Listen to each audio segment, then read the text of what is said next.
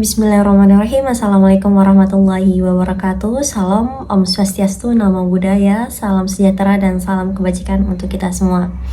Saya Puri Purna Magfirah, NIM 23241071, Program Studi Pendidikan Teknologi Informasi, Fakultas Sains Teknik dan Terapan, Universitas Pendidikan Mandalika Mataram. Adanya video ini guna untuk memenuhi tugas UAS pada mata kuliah Profesi Keguruan TIK. Dosen pengampu Ibu Indriyatur Rahmi, Eskom MPD. Baik, bismillahirrahmanirrahim. Assalamualaikum warahmatullahi wabarakatuh. Waalaikumsalam warahmatullahi wabarakatuh. Selamat sore teman-teman. Jadi ini pertemuan pertama kita pada mata pelajaran administrasi server. Untuk materi pertamanya itu adalah keamanan server. Sebelumnya teman-teman ada yang tahu nggak apa itu keamanan server? Saya Baik, Selvi. keamanan server adalah upaya perlindungan terhadap data. Ya, betul. Yang dijawab oleh Saudari Selvi benar, tapi lebih jelasnya itu keamanan server adalah upaya perlindungan terhadap data, sistem dan layanan dalam server dari berbagai ancaman, baik dari luar maupun dari dalam jaringan. Lalu untuk tujuannya itu teman-teman ada yang tahu sebelumnya? Nggak tahu. Sekali. Baik teman-teman, untuk tujuannya itu untuk menjaga kerahasiaan, integritas, lalu ketersediaan data atau server. Saya akan menuliskan dulu.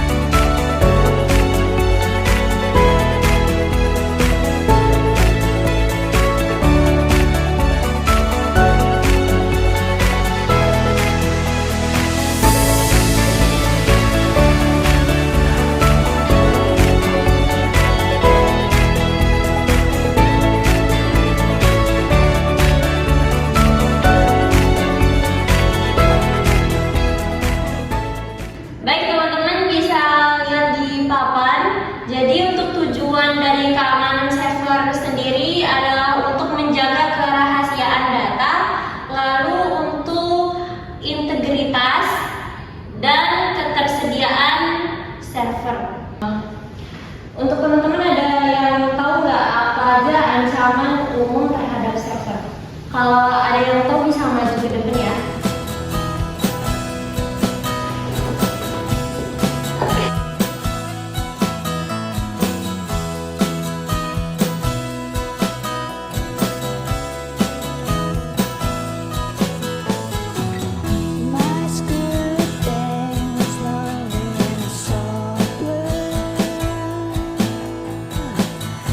Baik, ada lagi yang bisa menuliskannya ke depan? Ya, baik. Aulia.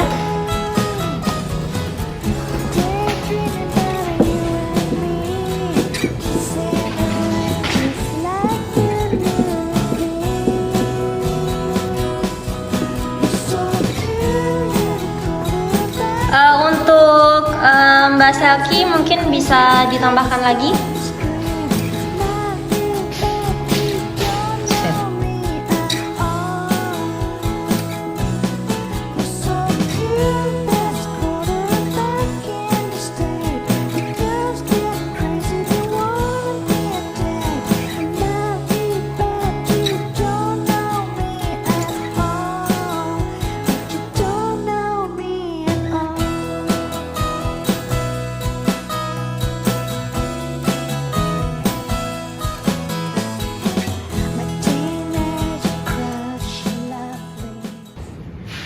Baik, ini tadi ancaman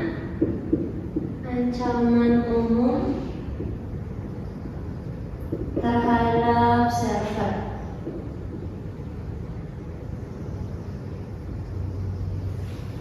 Ya,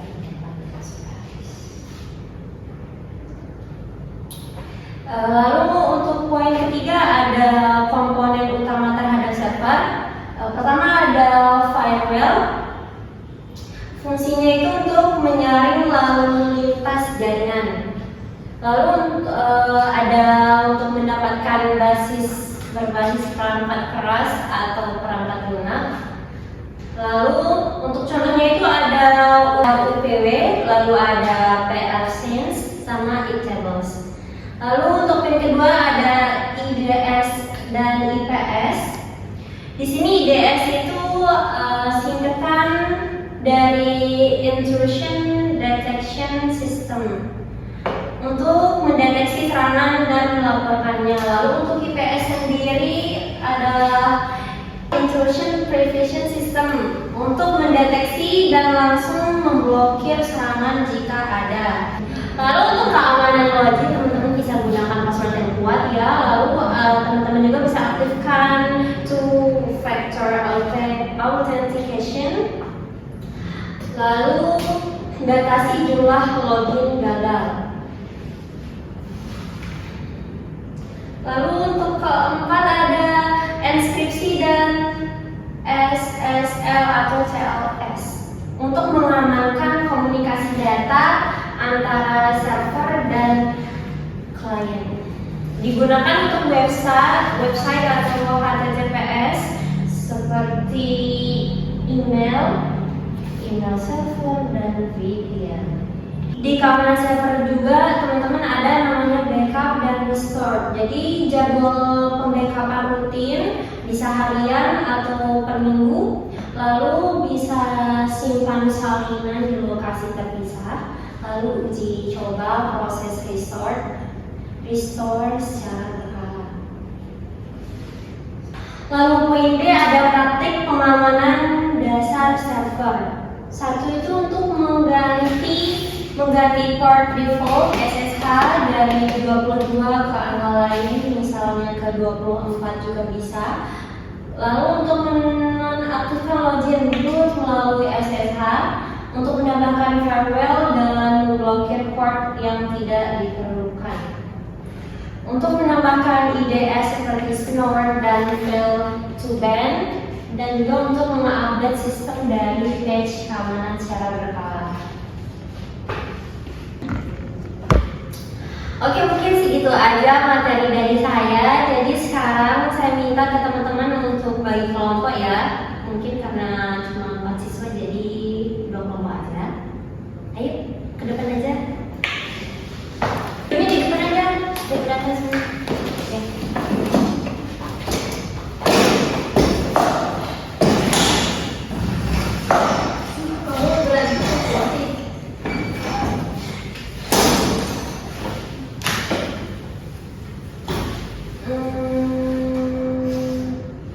Baik, untuk kelompok 1,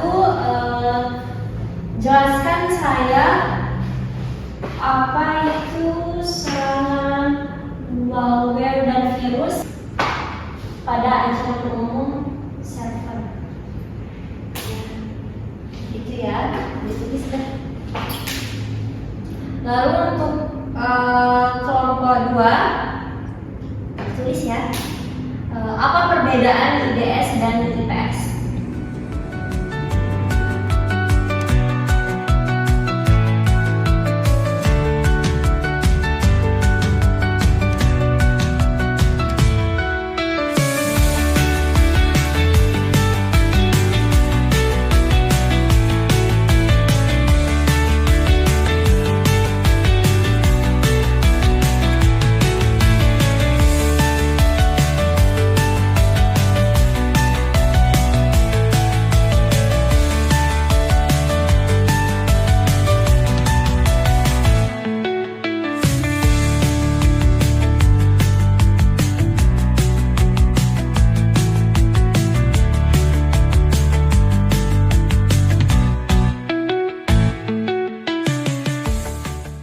Baik, untuk kelompok yang sudah selesai bisa dibacakan apa yang sudah diprodikan dari kelompok 1 ya. Saya akan menjawab tadi apa yang sudah kita diskusikan.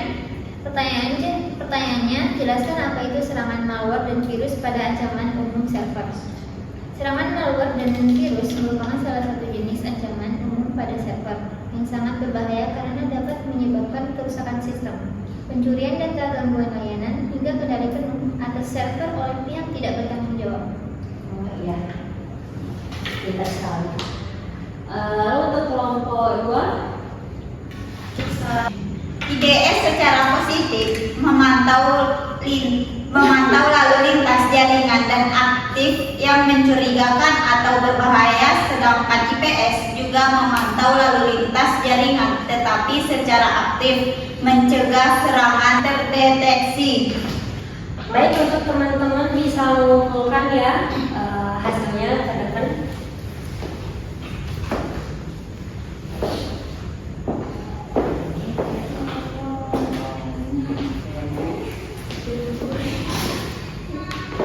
Baik, sebelum saya menutup pertemuan kita pada sore hari ini, saya ada 2 kuis. Bagi yang bisa menjawab, saya akan kasih nilai B+. Baik, untuk soal kuis pertama, apa fungsi utama firewall dalam server? A. Menyimpan data cadangan. B. Menyaring lalu lintas jaringan. C. Menghapus malware. D. Mengatur partisi disk. Ya, baik Aulia. B. Menyaring lalu lintas jaringan. Betul sekali, tepuk tangan untuk temannya. Baik, untuk soal kedua, apa tools untuk mencegah brute force login? A. WordPress. B. MySQL. C. Fail2ban. D. VirtualBox. Ya, Aulia. C. Fail2ban. Ya, betul.